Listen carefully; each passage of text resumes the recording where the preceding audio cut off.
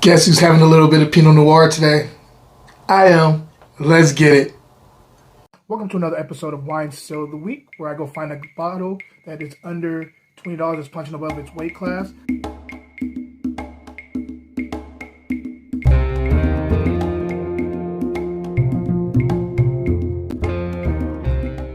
Yo, what up, everybody? We're back for another one. And today I cannot wait to get into this wine with you. As with any other time, I just like drinking with you guys, as you can tell. But before I get into it, I do want to let you guys know, or remind you if you don't know, I'm the wine director over at Calabash Restaurant in Oakland. And I run the wine bar there. So on Thursdays, I'm always there. Please come and join me. Let's have some good food. Let's have great conversation and a great glass of wine. If you're flying into Oakland or flying into the city, come over the bridge and come hang out with me. And we're really trying to make this a wine destination for people who love wine. It's already a food destination. The food is amazing. We just want to make sure that the wine balances out the world-class food that's going on there, and I'm in charge of that. So let's see if I can do it. I'm pretty sure I think I got this. I think I got it. So anyway, also, my next episode of Drinking with Dads will be premiering on Saturday, this Saturday, so check that out. I have a really, really dope interview with Cameron Collins, one of my oldest friends, an amazing father of a girl, so he is a girl dad, and yeah, I can't wait till you guys get to meet him on Saturday and, hear his story and hear about his parenting. So anyway, with that being said, let's get into the wine, because that's what I want to get into today. It's been a nice long week, and nothing better than having a nice glass of wine at the end of the week. So anyway, let's get into this. Today we're talking about, we're in Monterey County today. We're talking about Pinot Noir. I know it's been a while since I've done a Pinot Noir, but I just felt like I wanted to do one. I've never had this before. I do like Monterey County fruit, specifically Pinot Noir, and some of the Chardonnays are pretty good too, but Pinot Noir. And so I'm curious to know how this one's going to land on my palate. There's a really cool label, by the way. Look at that. It's like an eyeball with like a ram or something in there, or a bull. It's like a bull inside the eyeball. Pretty dope. Name of this is called Fighting Chance is the name of the label, Fighting Chance. So let's get right into this. On the nose. So raspberry here is the dominant that's jumping out the glass at me. I'm also getting a little bit of strawberry and some fig.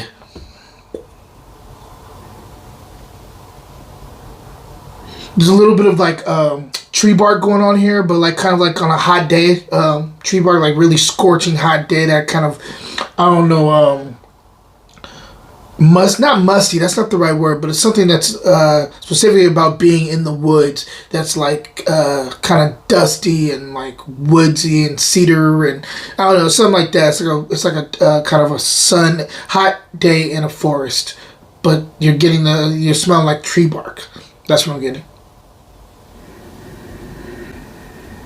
That's interesting. I'm getting a little black currant here too, which I don't expect with Pinot Noirs too often. I'm swirling this because this seems like a bigger Pinot. So a lot of times they tell you not to swirl Pinot Noir. Some of them because they're too delicate, and you'll lose some of the stuff that comes. You'll lose some of the experience of the aromatics. But this one seems like a little bit of a richer Pinot, and I think so far I don't think it's going to do anything. I think if anything, it's going to open this up because this seems like a bigger boy Pinot Noir. There's a little bit of like a pencil lead thing going on here too as a secondary, which is interesting. It reminds me of like Petit Syrah on a little bit. That's that pencil lead thing. There's also like a little bit of a spice kick too, on that I'm catching as a secondary, and there's pomegranate. That's another thing that's going on here. Let's go ahead and taste and see if everything's translating to the palate.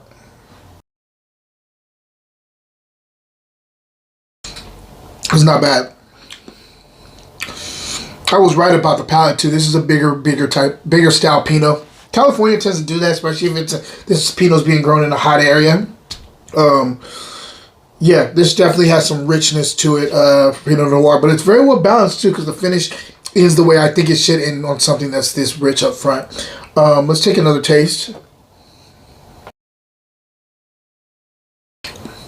Okay, so up front, talking about fruit, the raspberry is still there, still like the driver of the vehicle. You are getting a little bit of like this kind of You're definitely getting like a little bit of like a perfectly ripe strawberry too, starting in the second quart and extending to the third and fourth. As it goes down the palate, you get this kind of cool like herbal, earthy green thing in the mid palate, but it's good. It's like pure. It's like, I don't know. I wonder if they're pressing this full cluster because I'm getting like this kind of stemminess, but it adds more. It adds like an extra layer to the complexity of this wine. I'm liking this stuff. I like what's going on here. This is rich up front, but then it becomes like a tailored suit on the finish too. And I'm gonna get into the structure in a second. But it's like it's lush, but it's very well. It's very well captured within the structure of the wine. Let's go and taste a little bit more. Yeah, nice tart pomegranate too. In the mid palate to the finish, this has great minerality on the finish. I love the texture on the finish of this wine. And now that I'm drinking it, this is actually growing on me even more.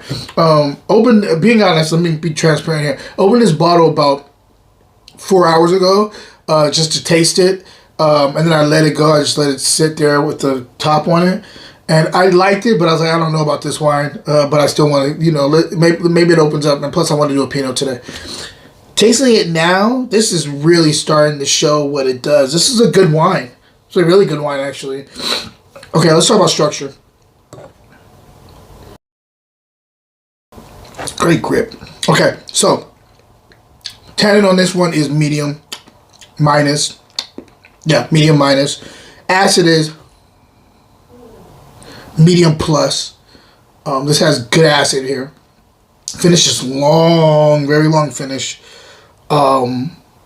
It's just very like this is lush. This is a guy who's very strong, very yoked, but then he puts on a fitted suit, and it kind of keeps those muscles contained and keeps everything contained. That's what this wine is. Big and bold up front. Gets structured as it goes down to the back of your palate. Really good wine. If I'm scoring this wine still of the week, will be right back. I am what folks call an art lover. And if you love art too, go check out my website, fruitandglass.etsy.com. I have wine-inspired art there, and I wanted to share it with everybody. Cheers. Now back to the show. Yeah, I'm going 90 plus on this because it's worth it. This is crazy to get a Pinot at this price too. The still here is I got this from Grocery Outlet. I got this for $9.99. This wine is very much punching above its weight class, and I think this is a case buy. If you get a chance to get it, Grocery Outlet $9.99. Get a case of this. It's worth it. This is a really good wine. Yeah. And other than that, guys, I hope you have a wonderful weekend. Question of the day: if I'm choosing two Pinot places that make outstanding Pinot Noir, and I'm doing the verses, which one are you gonna pick? I'm gonna go. Let's do California, but I'm gonna go specific to Santa Barbara, and then Santa Barbara or New Zealand, Central Otago. Let's go. Let's fight, guys. Until next time. Cheers.